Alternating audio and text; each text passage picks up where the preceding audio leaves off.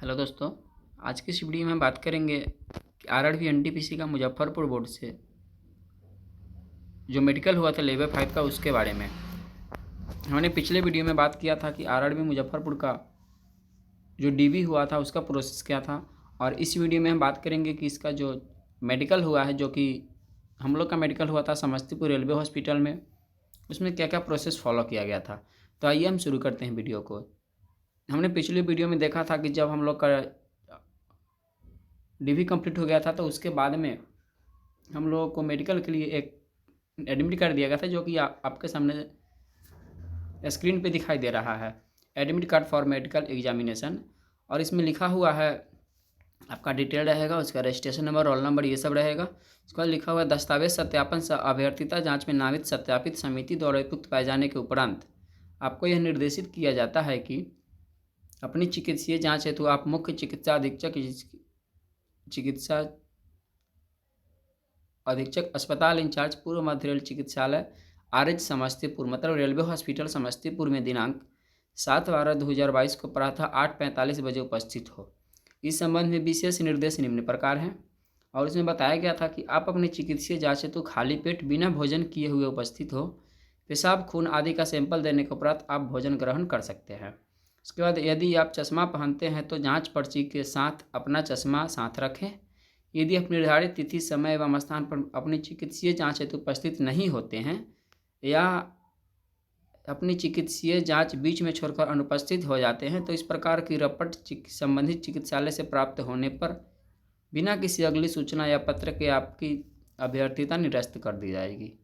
तो ये तो एडमिट कार्ड में जो लिखा हुआ था उसका बात हो गया। अब हम लोग बात करते हैं कि जब हम रेलवे हॉस्पिटल पहुँचे तो वहाँ किस प्रकार से हम लोग का मेडिकल हुआ उसके बारे में।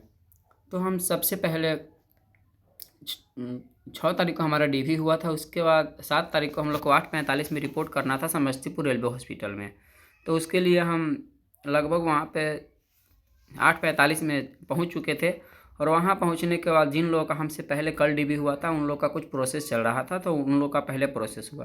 उसके बाद हम लोग लगभग 30 के आसपास बच्चे थे और सभी लोग एक जगह बैठे हुए थे। और बैठने के बाद ऐसे ही इंतज़ार करते करते कि अब कुछ होगा, इस तरह से करते करते लगभग 11:30-12 बज गया था।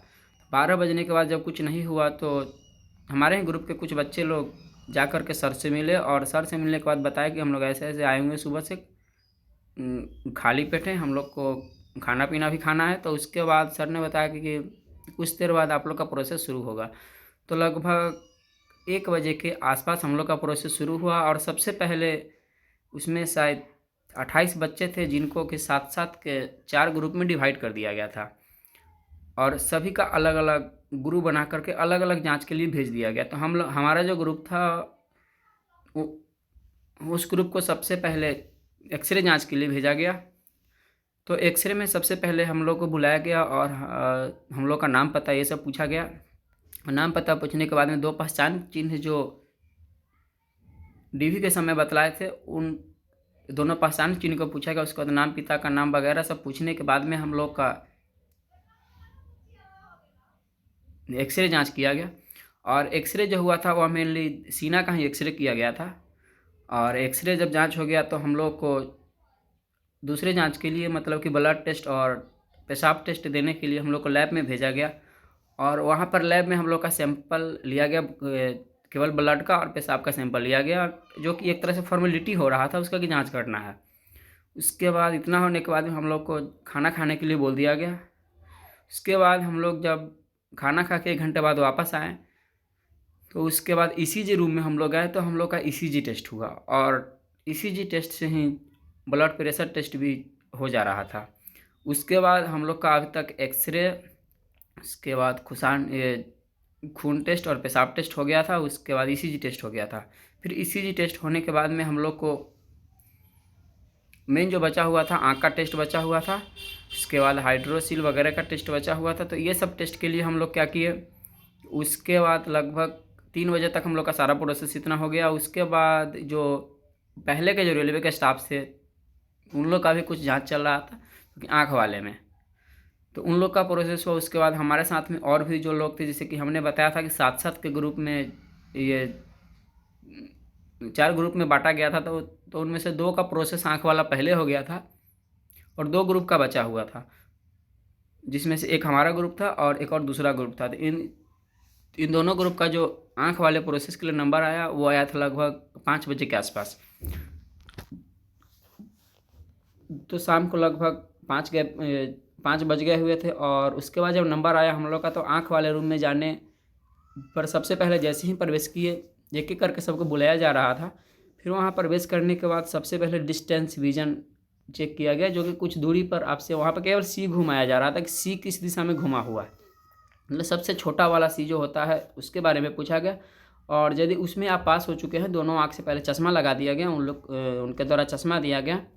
और चश्मा लगाने के बाद एक आँख में शायद आगे से कवर लगाने वाला होता है, तो उस कवर को लगा दिया, जिससे कि आपका एक आँख पूरी तरह बंद हो गया और एक आँख से आप देख सकते थे। तो उसके बाद क्या हुआ, दोनों आँखों से वहीं सी किस तरफ घुमा हुआ है वो केवल आपको बताना था। बस केवल हाथ से बोल दीजिए इधर है, इधर है, इस तरह से बोल दीजिए तो आपका काम हो जा रहा था।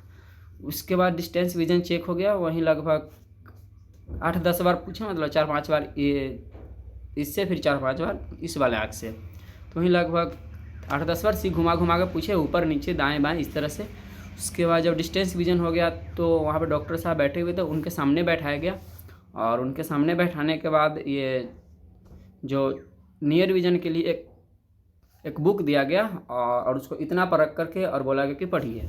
तो उसको पढ़ दिए। उसके बाद उसको पढ़ने के बाद नियर विजन भी चेक हो गया। उसके बाद कलर विजन चेक हुआ। तो कलर विजन के लिए एक बुक दिया गया, जिसको इसी हरा बुक कहते हैं। तो वो उसका लगभग 20-25 पेज वो पलटते जा रहे थे और उसको पढ़ के बताना था कि क्या क्या लिखा हुआ है इसमें। इसके बाद इस तरह से कलर विजन भी चेक हो गया। तो हमारा डिस्टेंस विजन, कलर विजन और नियर विजन तीनों चेक हो गया शायद। और वहीं पर ऐसे ही सादा पर्ची लिखा हुआ था, उस पर कैंडिडेट का नाम और कौन कौन टेस्ट में ये पास हो रहे हैं वो सब टेस्ट लिखा हुआ था। जैसे कि हमने शायद देखा था डिस्टेंस विजन में 6x6 लिखे हुए थे। उसके बाद ये तीनों टेस्ट होने के बाद में उसके बाद बोले कि खड़े हो जाओ, तो खड़े हो गए। उसके बाद बोले थोड़ा सा दूर हट के खड़ा हो जाओ और उसके बाद बोले कि पैंट नीचे करो। और उसके बाद पैंट नीचे करने के बाद में ऐसे ही 2 बार उठा के बैठक करवाया गया। और उठा के बैठक करवाने के बाद में वो खांसने के लिए 3-4 बार बोला गया। और फिर खांसने के बाद में बोले कि ठीक है। उसके बाद थोड़ा सा बोले कि राउंड लगा लो, थोड़ा सा घूम लो। तो वहीं हल्का सा घुमाए रूम में, वैसे ही पैंट नीचे करवा के ही। उसके बाद फिर बोले कि पैंट पहन लो। उसके बाद पैंट पहनने के बाद बोले कि ठीक है अब वापस जाओ। तो हो सकता है कि इसी में उन्होंने आई टेस्ट भी कर लिया हो और इसी जगह हाइड्रोसील का भी टेस्ट हो गया और बावासीर का भी टेस्ट हो गया। तो और हार्निया का भी टेस्ट इसी में होगा। तो इतना प्रोसेस होने के बाद में लगभग सारा मेडिकल का ये जो भी प्रोसेस होता है टेस्ट का, वो यहाँ से ख़त्म हो। फिर हम लोग जब बाहर आ गए तो बोला गया कि आप लोग फिर कल अब 9 बजे के आसपास आकर फिर से रिपोर्ट कीजिए। तो फिर हम लोग वहाँ से वापस आ गए। और फिर जब कल हो करके 9 बजे पहुँचे तो हम लोग का कुछ वहीं साइन वाइन बचा हुआ था। तो साइन वाइन करवाने के बाद में वहीं लगभग 2-3 बजे के आसपास साइन उन हुआ हम लोग का। और साइन उन करवाने के बाद बोले कि अब आप लोग जाइए, आप लोग का यहाँ से मेडिकल का पूरा प्रोसेस ख़त्म हो चुका है। तो इस तरह से हम लोग वहाँ से अपने मेडिकल का जो भी प्रोसेस था उसको पूरा करके घर वापस आ गए। तो ये था जो भी समस्तीपुर रेलवे हॉस्पिटल में मेडिकल का हुआ था, किस प्रकार से मेडिकल हुआ था उसका रिव्यू था। और यदि आपको डॉक्यूमेंट वेरिफिकेशन या फिर मेडिकल के बारे में किसी भी प्रकार का कोई भी क्वेश्चन हो तो आप हमारे वीडियो के कमेंट बॉक्स में लिख सकते हैं। हम वहाँ से आपके जो भी क्वेश्चन होंगे वो और आपके जो भी डाउट होंगे उनको दूर करने का प्रयास करेंगे। तो फिर मिलते हैं दूसरी वीडियो में, तब तक के लिए धन्यवाद।